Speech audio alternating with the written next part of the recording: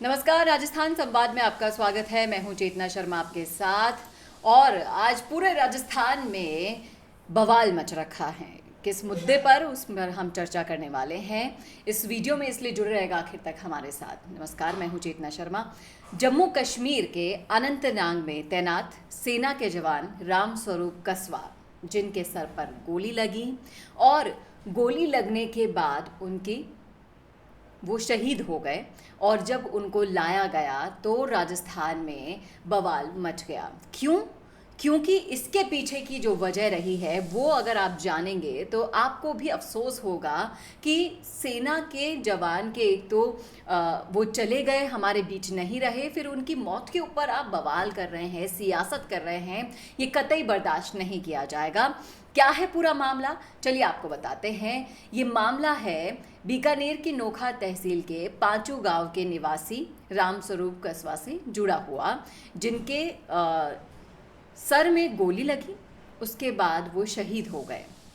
लेकिन जब उन्हें बीकानेर लाया गया और उन्हें अपने पैतृक गांव ले जाया गया, जब उनका कार्यक्रम था ले जाने का उन्हें, तो उस दौरान उनके परिजन और समाज के लोग नाराज़ हो गए। ज़िला सैनिक कल्याण अधिकारी जो कार्यालय है उनका, उसके सामने एकत्रित हो गए और बिना कोर्ट ऑफ इंक्वायरी के सेना के सैनिक के मौत को उन्होंने आत्महत्या करार दे दिया। इस मुद्दे पर रोष व्याप्त हो गया और सभी लोगों ने नाराजगी जाहिर की। उन्होंने आरोप भी लगाया कि जिला सैनिक कल्याण अधिकारी ने शहीद रामस्वरूप कस्वा की मौत को बिना किसी कोर्ट ऑफ इंक्वायरी के आत्महत्या बता दिया, जो कतई बर्दाश्त नहीं किया जाएगा। इसको लेकर समाज में रोष व्याप्त हो गया और लोग इकट्ठा हो गए और विरोध करने लगे।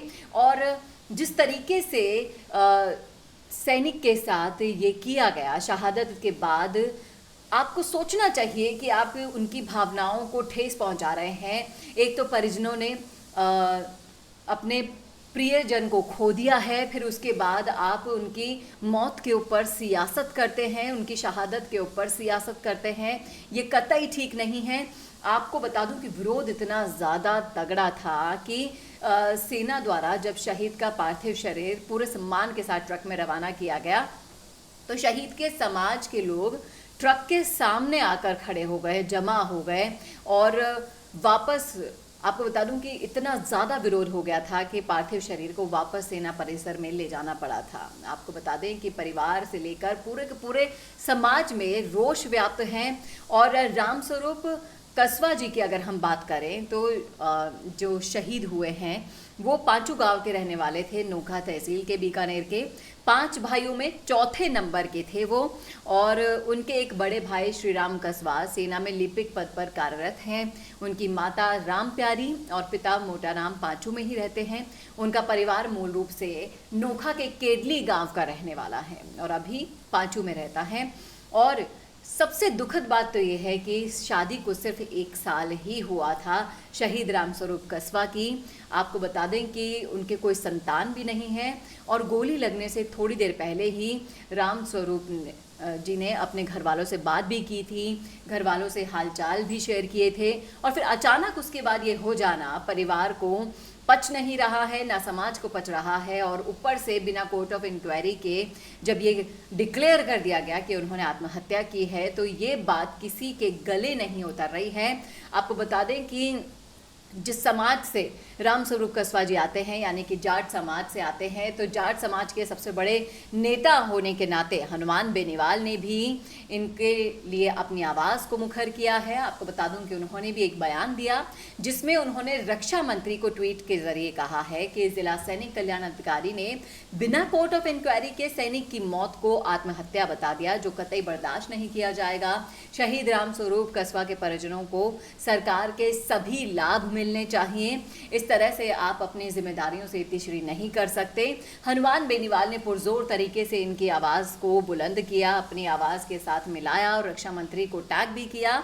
और इस मामले में जितना वो कर सकते थे उन्होंने किया। अपने समाज के नेता होने के नाते उन्होंने अपना तो फर्ज निभा दिया, लेकिन कब इन फर्ज को समझेगी सरकार, प्रशासन, जो नित्य नए आए दिन लापरवाहियां करते रहते हैं। लापरवाहियों का आलम इतना तगड़ा है कि आप जल्द से जल्द मामले को रफा दफा करके इतिश्री कर लेना चाहते हैं। आप ये नहीं सोचते कि किसी ने अपना बेटा खोया है, किसी ने अपना पति खोया है। आप उनके इमोशंस के साथ कैसे खेल लेते हैं, कैसे खिलवाड़ कर लेते हैं। हर चीज़ को करने का एक प्रोसेस होता है और उसी को प्रोसेस को करने में आप चूक गए हैं, इसलिए समाज तो आपको कभी माफ़ नहीं करेगा। ना जाट समाज, ना राजपूत समाज, आप किसी के साथ भी नहीं चल पा रहे हैं कदम से कदम मिलाकर। ये सोचने वाली बात है, ये समझने वाली बात है कि आप किस तरीके से सारे समाजों को ताक पर रखकर सिर्फ और सिर्फ वही हरकतें किए जा रहे हैं जो गले से नीचे नहीं उतारी जा सकती हैं। अब राम स्वरूप कस्वा जी के साथ जो किया गया उसे समाज तो कभी नहीं भुलाएगा। उनके साथ क्या हुआ था, क्या नहीं हुआ था, इन सारी चीज़ों को बताना होगा आगे आके। उनकी शहादत को आत्महत्या का नाम देना कतई भी ठीक नहीं है। और जिस तरीके से उनके साथ हुआ ये चीज़, कैसे हुई, क्या हुई, क्योंकि शहादत से थोड़ी देर ही पहले उन्होंने अपने परिजनों से बात की थी और परिजनों से बात करने तक वो ठीक थे। ऐसा कोई संकेत नहीं मिला कि वो अगले ही पल आत्महत्या कर लेंगे, ऐसे कोई अवसाद में भी वो नहीं थे। तो क्या है ये पूरा मामला, इसकी तहकीकात करनी होगी, इनकी जड़ों तक पहुंचना होगा और इनके साथ पूरा का पूरा न्याय करना होगा। आपकी क्या राय है, आपका क्या सोचना है, कमेंट करके ज़रूर बताइएगा कमेंट बॉक्स में। कैसा लगा वीडियो ये बताना ना भूलेगा और ऐसे ही और वीडियोस के लिए देखते रहिए संवाद भारत का, भारत के लिए। नमस्कार। क्या आप भी मेरी तरह न्यूज एंकर या रिपोर्टर बनना चाहते हैं? या फिर आपका सपना है बड़े न्यूज चैनल्स में काम करने का? या फिर आप बनना चाहते हैं वीडियो जर्नलिस्ट या डायरेक्टर? तो आज ही एडमिशन लीजिए मिशिगा इंस्टीट्यूट ऑफ मीडिया स्टडीज यानी कि MIMS में, जहां आपको मिलेगा मौका डिजिटल न्यूज चैनल में काम करते हुए सीखने का भी, साथ ही साथ बड़े बड़े चैनल्स में काम करने वाले एडिटर्स और एंकर्स के साथ सीखने का मौका। ज्यादा जानकारी के लिए आज ही विजिट कीजिए mishimediasolutions.com/MIMS पर। तो आज ही मिशिगा इंस्टीट्यूट का हिस्सा बनिए और अपने सारे सपने पूरे कीजिए।